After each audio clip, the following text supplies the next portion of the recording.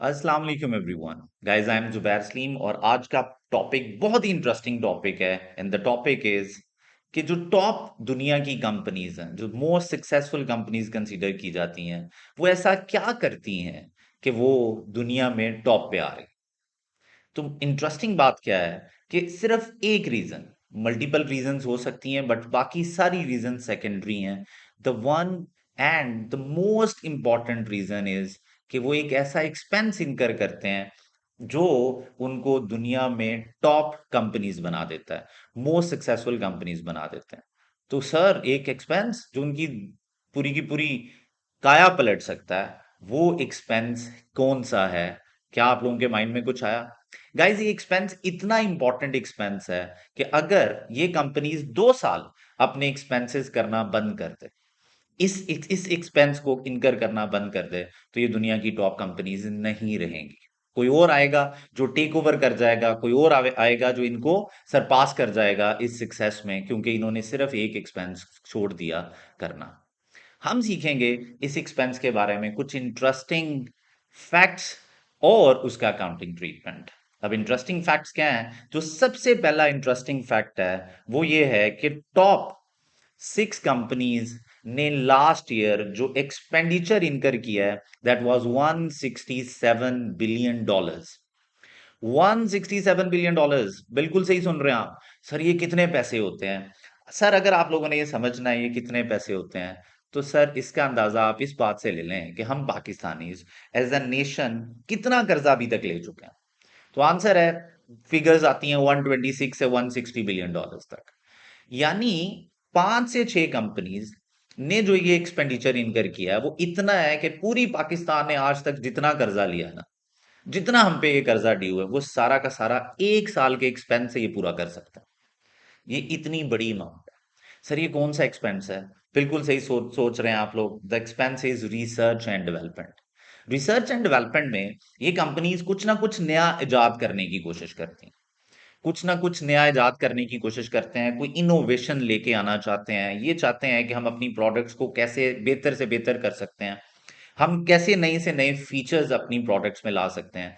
इसके ऊपर ये पैसे खर्च होते हैं। सर, ये इतना बड़ा एक्सपेंस है कि लास्ट टाइम अमेज़न, आप सब जानते होंगे अमेज़न। नॉर्मली हमें पता है कि अमेज़न का जो काम है वो रिटेल से रिलेटेड है। लोग अपनी चीजें बिकवाते हैं इनके थ्रू, और ये एज अ इंटरमीडिएरी काम करता है बिटवीन सेलर एंड बायर। आपको पता है इनके बड़े बड़े स्टोर्स हैं across almost all the world. Okay. लेकिन इनका जो बहुत बड़ा सोर्स ऑफ रेवेन्यू है रिटेल बिजनेस के अलावा, that is cloud based servicing.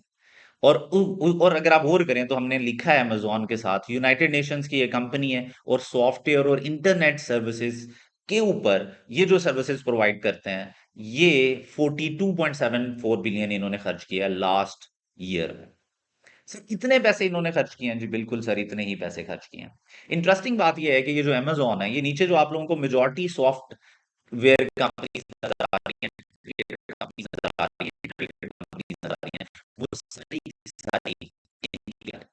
जी बिल्कुल सही सुन रहे हैं सर। गूगल ने last time 27.57 billion, Huawei, Microsoft, Apple, south Korea की सैमसंग हमें पता है, और फेसबुक भी यूनाइटेड स्टेट्स की, ये सारे के सारे एक्सपेंडिचर्स कर चुके हैं। और we are talking about billions. हम मिलियंस की बात नहीं कर रहे गाइस, हम बिलियंस की बात कर रहे हैं। और हमें वर्ल्ड बैंक से सिर्फ $1 बिलियन चाहिए। और उन्होंने पता क्या बोला है? उन्होंने कहा, भाई जान, अपने जरा जो फ्रेंडली लोग हैं, जो अपनी फ्रेंडली कंट्रीज हैं, ये यूएई, सऊदी अरबिया, इनसे कहो ये जरा 3 बिलियन 4 बिलियन की गारंटी दें आपकी। तो 3 से 4 बिलियन जहां पे इतने पैसे हैं, वहां पे अगर 5 से 6 कंपनीज 167 बिलियन लगा रही हैं, तो सोचो क्यों नहीं, कोई एक रीजन है कि वो इनोवेशन ना ला सकें, कोई रीजन है कि वो टॉप पे ना रह सकें। So the most important and the most reason, most most successful companies की जो रीजन ऑफ है सक्सेस, वो है रिसर्च एंड डेवलपमेंट। तो अब हम बात करेंगे रिसर्च एंड डेवलपमेंट का अकाउंटिंग ट्रीटमेंट क्या है। गाइस, हमारा एक स्टैंडर्ड है विच इज आइस 38।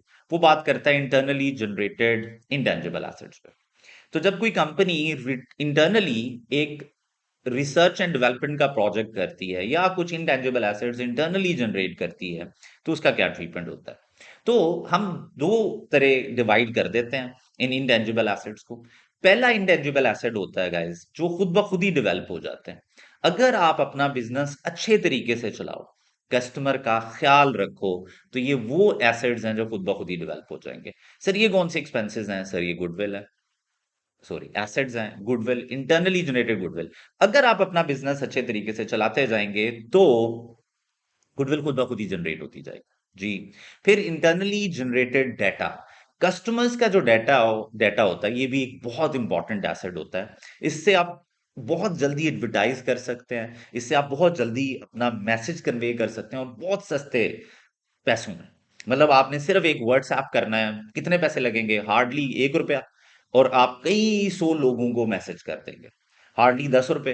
तो डिफरेंट सॉफ्टवेयर हैं जो थोड़े से पैसों पे, अगर आपके पास कस्टमर्स का डाटा है, तो उनको बहुत इजीली कम्युनिकेट कर देते हैं कि यार हमारी सेल्स ऑन है, हम इन इस प्रोडक्ट को ऑफर करते हैं। तो in other words, internally generated जो डाटा होता है, कस्टमर्स डाटा, ये भी आपका एक इंटेंजिबल एसेट है। लेकिन ये अगर आप अच्छा बिजनेस कर रहे हैं और हर कस्टमर जो आता है उससे बड़े आराम से, तमीज से उसका डाटा कलेक्ट करते रहते हैं, तो कुछ ही सालों में आपके पास एक बहुत बड़ा डेटाबेस बन जाता है। उसको हम कहते हैं internally generated customer list. Okay. फिर अगर हम बात करें, अगर आपने एक प्रोडक्ट खुद से, एक नई कंपनी बनाई, अपनी एक प्रोडक्ट रखी, और उस प्रोडक्ट को थोड़ा थोड़ा थोड़ा बेचते गए, अच्छी प्रोडक्ट थी, एडवर्टाइज करते गए, तो आपकी वो प्रोडक्ट फेमस हो जाती है, और हम उस फेमस प्रोडक्ट को कहते हैं ये ब्रांड बन गया। हम कहते हैं ब्रांडेड कपड़े हैं जी, इसका मतलब है एक फेमस नाम है प्रोडक्ट का, जो कि बहुत फेमस हो चुका है, जिसको लोग पहचानते हैं। ये इंटरनली जनरेटेड ब्रांड्स होते हैं, जो कि इंटरनली जनरेटेड है। फिर मैथ्स एंड पब्लिशिंग टाइटल्स की बात करें, तो कवर लेटर्स जो होते हैं न्यूज़पेपर्स के, किसी बुक के, वो भी बहुत फेमस हो जाते हैं। जब वो बहुत फेमस हो जाते हैं, तो वो भी एसेट्स बन जाते हैं। तो ये वो एसेट्स हैं जो इंटरनली जनरेट होते हैं। अगर आप सिर्फ और सिर्फ बिजनेस को अच्छा करते जाओ ना, तो ये एक्सपेंसेस खुद ब खुद ही जनरेट, ये एसेट्स खुद ब खुद ही जनरेट हो जाते हैं। लेकिन प्रॉब्लम ये होता है कि हमें ये नहीं पता चल रहा होता कि इनकी एक्सपेंसेस क्या हैं, इनकी कॉस्ट क्या है। कॉस्ट क्यों नहीं पता होती? क्योंकि हम जो एक्सपेंसेस कर रहे होते हैं, क्वालिटी पे, एडवर्टाइजमेंट पे, हम कस्टमर केयर पे, कस्टमर क्वालिटी इंश्योरेंस पे, जितने पैसे भी हम खर्च कर रहे होते हैं, वो सारे के सारे पैसे, वो सारे के सारे पैसे हम बिजनेस को बढ़ाने के लिए खर्च कर रहे होते हैं। उन्हीं पैसों में ये डेवलप होके साइड पे बैठ जाते हैं कि देखें जी हम डेवलप हो गए ओवर द इयर्स। आपको पता ही नहीं चलता वो कौन सा पॉइंट है जब ये डेवलप हुए हैं। आपको पता ही नहीं चला कि जो पैसे खर्च कर रहे थे, इसमें से कितने पैसे इन एसेट्स पे लगे हैं। तो IS 38 कहता है कि यार इस अनसर्टेनिटी की दुनिया में हम इन एसेट्स को तो रिकॉग्नाइज नहीं कर सकते, क्योंकि कॉस्ट रिलायबली मेजरेबल नहीं है। तो अगर हम इसको को वैल्यू देने की कोशिश करेंगे, तो दुनिया बहुत झोल करेगी कि हमारा ब्रांड तो इतने का है, हमारा ब्रांड तो इतने का है। तो स्टैंडर्ड ने कहा भाईजान सॉरी, ये वो एसेट्स हैं जो आप रिकॉग्नाइज नहीं कर सकेंगे। ये इंटरनली जनरेटेड गुडविल्स की बात हो रही है, ये इंटरनली जनरेटेड ब्रांड्स की बात हो रही है, ये इंटरनली जनरेटेड कस्टमर लिस्ट की बात हो रही है।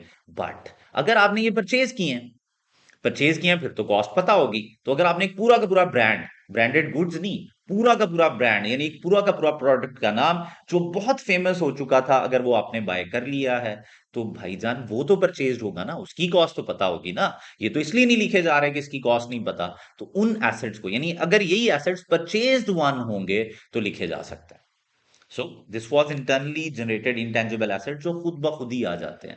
मैं तो अक्सर बच्चों को कहता होता हूँ कि जो चीजें खुद ब खुद ही आ जाती हैं ना, लोगों को पता भी नहीं चलता, ओए ये कब आ गई है। लोग मानने से इनकार कर देते हैं, लोग कहते हैं भाई मेरा तो एसेट है ही नहीं।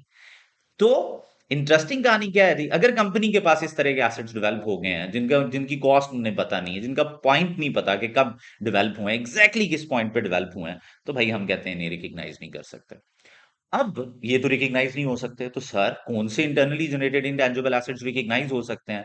तो इंटरेस्टिंग बात है, अगर एक कंपनी एक सेपरेट प्रोजेक्ट रन करे रिसर्च एंड डेवलपमेंट का, और यही वो एक्सपेंस है जिसकी हम बात कर रहे हैं, जो टॉप कंपनीज इनकर कर रही हैं, तो separate project research and development का शुरू करे।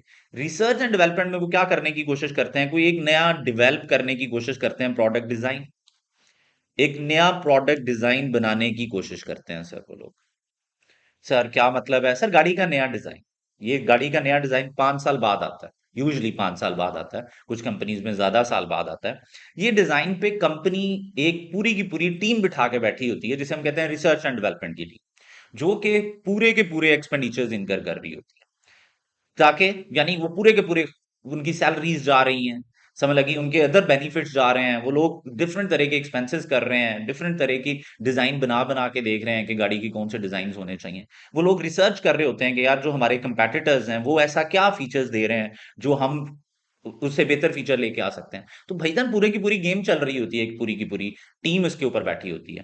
प्रोडक्ट डिजाइन की, एप्पल का नया फोन आता है, सैमसंग का नया फोन आता है, चाहे कैमरे इधर उधर करते हैं, but they are working on those things, और उनकी छोटे छोटे जो बीच में जितने भी छोटे छोटे पार्ट्स इंस्टॉल्ड हैं उनको बेहतर से बेहतर करने की कोशिश कर रहे हैं। सो प्रोडक्ट डिजाइन बनाने की कोशिश कर रहे हैं, कोई एक प्रोडक्ट फॉर्मूला बनाने की कोशिश कर रहा है। प्रोडक्ट फॉर्मूला एक बहुत ही इंपॉर्टेंट एसेट है सर। कैसे रिसेंटली हमने देखा, कोविड की वैक्सीन बनाने के लिए पूरी की पूरी रिसर्च एंड डेवलपमेंट चल रही थी। कोविड की वैक्सीन बना लें, कैंसर की मेडिसिन बनाने के लिए पूरी की पूरी रिसर्च एंड डेवलपमेंट हुई जा रही है, पैसे लगी जा रहे हैं। लोग कॉन्स्टेंटली एक फॉर्मूला यानी एक मेडिसिन बनाने की कोशिश कर रहे हैं जो कि डेवलप हो। और सोचो, अगर किसी ने कैंसर के अगेंस्ट एक मेडिसिन बना ली इस रिसर्च एंड डेवलपमेंट प्रोजेक्ट के, तो वो कितने अरब पैसे कमाएगा, कितने बिलियंस में पैसे कमाएगा, अब आप सोच सकते हैं। सो रिसर्च एंड डेवलपमेंट। फिर अगर हम बात करें तो कुछ सॉफ्टवेयर बनाने की कोशिश कर रहे होते हैं।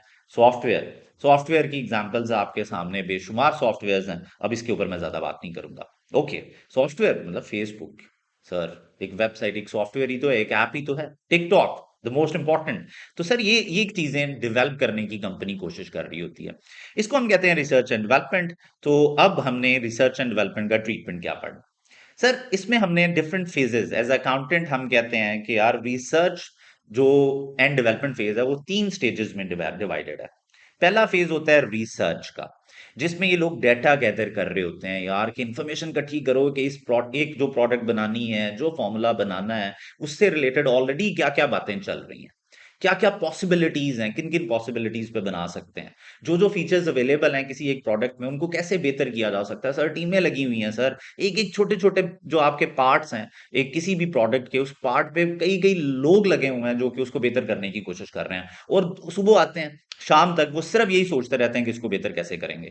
उनकी जो सैलरीज जा रही हैं, ठीक हो गया, वो जो इक्विपमेंट यूज कर रहे हैं, उनकी जो डेप्रीसिएशन है, जिस बिल्डिंग में वो बैठे हैं उसका जो रेंट है, जिस बिल्डिंग में वो बैठे हैं अगर उसकी कोई डेप्रीसिएशन है, तो ये सारी की सारे तो वो एक्सपेंसेस हैं जो एक रिसर्च टीम इनकर कर रही है। इनको हम कलेक्टिवली कहते हैं research cost. But the most important is activity कौन सी है? डेटा गैदरिंग की एक्टिविटी, ऑल्टरनेटिव्स सोचने की एक्टिविटी कि कैसे बेहतर किया जा सकता है। यानी ये जब एक्टिविटीज हो रही होंगी, तो ये जो नीचे एक्सपेंसेस लिखे हैं मैंने, सैलरी, रेंट, डेप्रीसिएशन, इनको हम रिसर्च कॉस्ट कहते हैं।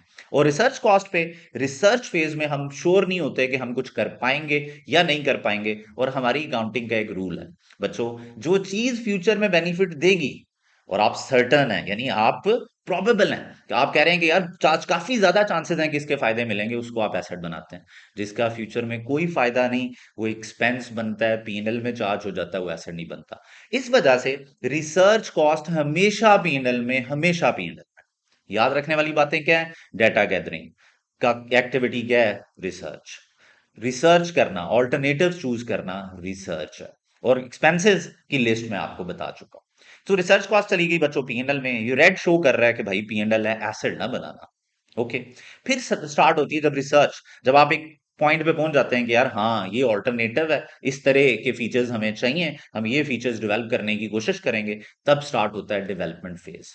डेवलपमेंट फेज में भी यही सारे एक्सपेंसेस हैं, वही लोग हैं, और हो सकता है कुछ नए लोग भी आपने हायर किए हों, कोई कंसल्टेंट्स हायर किए हों, तो वही एक्सपेंसेस हैं, एक्सपेंसेस वही हो रहे हैं, मेजॉरिटी लोग भी वही हैं, कुछ और लोग नए ऐड हुए होंगे, लेकिन अब इन एक्सपेंसेस को हम कहेंगे डेवलपमेंट एक्सपेंडिचर। अब ये जो डेवलपमेंट एक्सपेंडिचर है मेरे बच्चों, जी मेरे बच्चों, जो डेवलपमेंट एक्सपेंडिचर्स हैं, ये शुरू शुरू में यहां पे भी हम सर्टन नहीं होते, तो हम क्या करते हैं, इसको पीएनएल में चार्ज करना शुरू कर देते हैं। तो ये वो फेज है जब हम सर्टन नहीं है अबाउट द प्रोजेक्ट कि हम कोई चीज बना पाएंगे नहीं बना पाएंगे, तो हम इसको पीएनएल में चार्ज करते रहते हैं। और ये सारे एक्सपेंसेस, अच्छा फिर क्या होता है सर? फिर एक दिन आता है कि हम सर्टन हो जाते हैं कि यार हम बहुत करीब हैं, हम चीज को बना पाएंगे। डायरेक्टर्स कॉन्फिडेंट हो जाते हैं, यूजली क्वेश्चंस में वो कहता है कि directors became confident about the project, तो हम कहते हैं लो जी क्राइटेरिया पूरा हो गया। यानी ये वो डेट है जहां पे 6 क्राइटेरियाज हैं, वो 6 क्राइटेरिया जब पूरे हो जाते हैं, यस प्रोजेक्ट टेक्निकली फिजिबल हो, इंटेंशन टू कंप्लीट हो, और बिल्कुल जी, रिसोर्सेज़ एडिक्वेट रिसोर्सेज़ अवेलेबल हों या आप अवेलेबल कर सकते हैं। फिर क्या है जी? बिल्कुल जी, probable inflow of economic benefits, cost can be measured reliably and you have ability to use that new thing जो आप डेवलप कर रहे हैं या you have ability to sell that.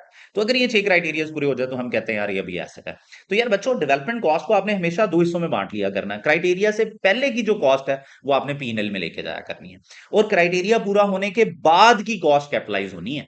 ये बहुत इंपॉर्टेंट बात है। क्राइटेरिया पूरा होगा, उसके बाद की कॉस्ट किधर जानी है? एग्ज़ैक्टली डेवलपमेंट कॉस्ट है वो कैपिटलाइज़ होनी है और ये वो फ़ेज़ है जब क्राइटेरिया के बाद एसेट्स कैपिटलाइज़ होना शुरू होंगे यहाँ पे। अब अगर एग्ज़ामिनर पॉइंट ऑफ व्यू से देखें और वैसे भी प्रोजेक्ट को समझें, तो यूजुअली वो आपको ये नहीं कहेगा डेवलपमेंट कॉस्ट है, कह भी सकता है, लेकिन यूजुअली वो आपको नाम देगा। वो कहेगा यार प्रोटोटाइप बनाने की कॉस्ट है, पायलट प्लांट्स बनाने की कॉस्ट है, जिग्स, टूल्स, डाइस बनाने की कॉस्ट है। तो ये वो चीज़ें होती हैं जो डेवलपमेंट फ़ेज़ में वो लोग बना रहे होते हैं। अब अगर आप जानना चाहते हैं ये क्या है, तो प्रोटोटाइप मतलब जो पहला खिलौना वो लोग बनाते हैं। अगर एक गाड़ी का डिज़ाइन बनाना है, तो एक उसके उसका इसका एक खिलौना बना लेंगे बड़ा, फुल साइज़ का। सर प्रोटोटाइप की बेस्ट एग्ज़ाम्पल है अगर एक नया एप्पल फ़ोन आना है ना, तो अभी वो एप्पल फ़ोन आया नहीं लेकिन उसकी डमी मार्केट में आ जाती है कि सर ऐसा होगा। तो वो डमी प्रोटोटाइप कहलाती है। पायलट प्लांट वो पहली चीज़ पहली प्रोडक्ट है जिसके ऊपर आप टेस्टिंग करते हैं, देखते हैं कि उसकी एफिशिएंसी क्या है। एक नई गाड़ी का डिज़ाइन कि जब प्रोटोटाइप्स बन जाते हैं, तो वो पहले जब जब पूरी की पूरी फाइनल हो जाती है, रिफाइन हो जाते हैं, तो वो पहली प्रोडक्ट बना के उसके ऊपर डिफरेंट टेस्टिंग करते हैं। ज़ोर से एक्सीडेंट करके देखेंगे, ज़ोर से गाड़ी टर्न करके देखेंगे और डिफरेंट तरह के पंगे ले लेके देखेंगे कि यार कहीं ब्रेकडाउन्स तो नहीं है, कोई प्रॉब्लम तो नहीं है जिसको इम्प्रूव करने की ज़रूरत है। इसी तरह जिग्स, डूल्स, डाइस भी उसी स्टेज में बनती हैं और यहाँ पे हमने चीज़ों को कैपिटलाइज़ करना होता है। टॉपिक काफ़ी लंबा हो गया। नेक्स्ट वीडियो में मिलेंगे किसी क्वेश्चन के साथ जिसमें ये प्रोसेस पूरा का पूरा आपको समझाएँगे। Thank you so much. Stay blessed. अल्लाह हाफ़िज़।